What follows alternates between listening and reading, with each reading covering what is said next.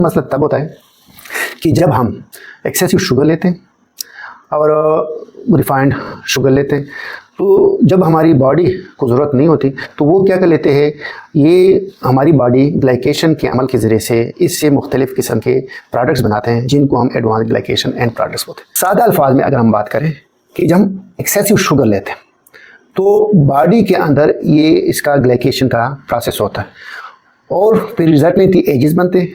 ये एजेस जो होते हैं अगर एक्सेसिव अमाउंट में हो जाए तो फिर हमारी जो बॉडी के सेल है और टिश्यूज़ को इंतहाई बुरी हद तक डैमेज करता है, ऑक्सीडेटिव स्ट्रेस के ज़रिए से, मुख्तलिफ इन्फ्लेमेशन प्रोसेसेस के ज़रिए से। तो असल मसला ये नहीं है दोस्तों कि हम कितना शुगर खाते हैं, कितना शुगर लेते हैं।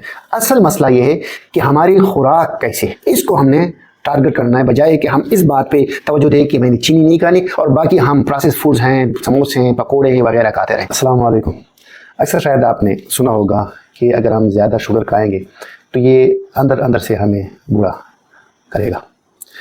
आज इस हकीकत को थोड़ा सा डिस्कस कर लेते हैं। कुछ इस रिलेटेड चंद एक सवालात हैं जो हम इनके जवाब भी ढूंढने की कोशिश करेंगे कि वाकई शुगर हमारे लिए पॉइजनस है। दूसरा, जो ज़्यादा शुगर हम खाते हैं तो एक ग्लाइकेशन का प्रोसेस होता है, वो क्या चीज़ है। तीसरे, इस ग्लाइकेशन के प्रोसेस के बिहाइंड ये ग्लाइकेशन जब होता है तो एक्सेसिव शुगर की वजह से चंद एक ऐसे प्रोडक्ट्स बनते हैं जिनको हम एडवांस ग्लाइकेशन एंड प्रोडक्ट्स हैं, उनके बारे में थोड़ा सा डिस्कस करेंगे कि वाकई ये प्रॉब्लमेटिक है। इसी तरह जो हमारे स्किन में मौजूद कोलेजन नामी प्रोटीन्स हैं, ये किस तरीके से जब शुगर हम ज़्यादा खाते हैं तो ये किस तरीके से नेगेटिवली इफ़ेक्ट होते हैं। साथ साथ हम ये वाला क्वेश्चन भी डिस्कस करेंगे कि क्या वाकई शुगर जब हम खाएंगे तो ये हमें एजिंग की तरफ ले जाता है, बुढ़ापे की तरफ ले जाता है। और आखिर जो दो क्वेश्चन है वो इंतहाई अहम है। एक क्वेश्चन ये है कि जो एजेस है एडवांस ग्लाइकेशन एंड प्रोडक्ट्स का हमारे डाइट की जो हैबिट है उसके साथ किस किस्म का रिलेशनशिप है। साथ साथ हम इस क्वेश्चन का भी आंसर ढूंढेंगे कि हम इस सूरत में क्या कर सकते हैं, हमारे पास अल्टरनेटिव या प्रैक्टिकल सोल्यूशन क्या है। पहला जो क्वेश्चन है कि वाकई जो शुगर हम खाते हैं वाइट शुगर की सूरत में, ये वाकई जहर है। हकीकत में ऐसा नहीं। हमारी बॉडी की नॉर्मल फंक्शन के लिए हमें एनर्जी की ज़रूरत होती है और ये एनर्जी हमें ग्लूकोज की सूरत में, फ्रुक्टोज की सूरत में, मेनोज की सूरत में, इन चीज़ों, इन जो कार्बोहाइड्रेट्स के सोर्सेज है, इन सूरतों में हमें ज़रूरत होती है। असल मसला तब होता है कि जब हम एक्सेसिव शुगर लेते हैं और रिफाइंड शुगर लेते हैं, तो जब हमारी बॉडी को ज़रूरत नहीं होती तो वो क्या कर लेते हैं, ये हमारी बॉडी ग्लाइकेशन के अमल के ज़रिए से इससे मुख्तलिफ़ किस्म के प्रोडक्ट्स बनाते हैं जिनको हम एडवांस ग्लाइकेशन एंड प्रोडक्ट्स बोलते हैं। अब ग्लाइकेशन है क्या चीज़?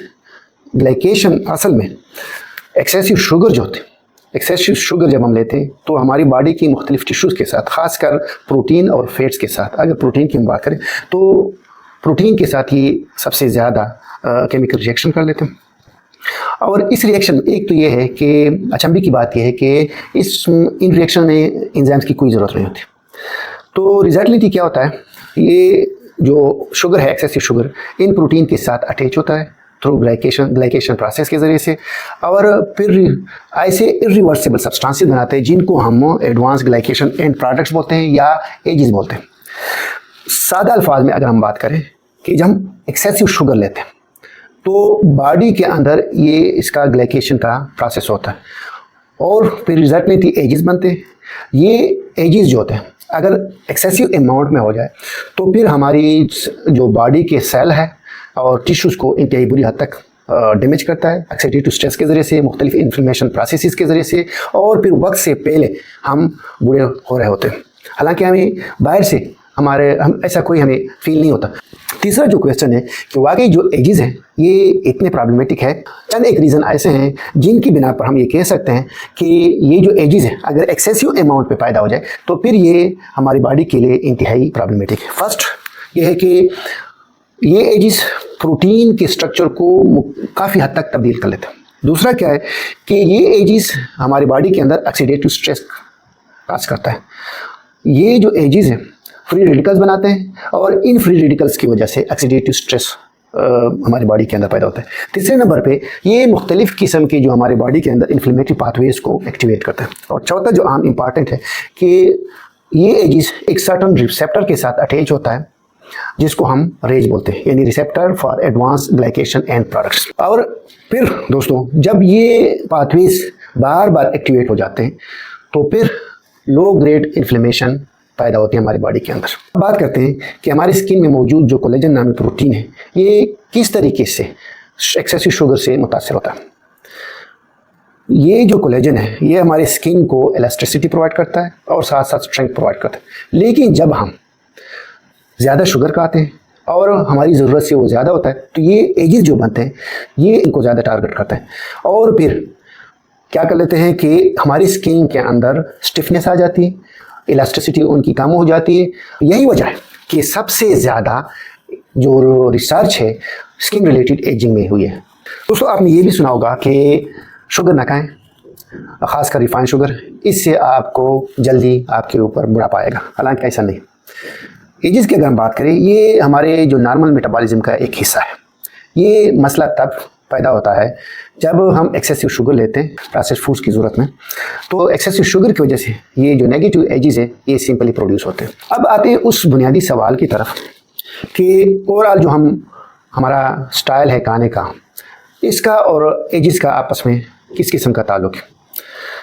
हम कोई भी खाना जब हीट ड्राई करते हैं, मिसाल के तौर पर आप फ्राई करते हैं, रोस्ट करते हैं, बारबेक्यू वगैरह बनाते हैं, ये ऐसी एक्टिविटीज़ हैं कि हमारी खुराक के अंदर मेलार्ड ब्राउनिंग रिएक्शन क्रिएट करता है, कास्ट करता है।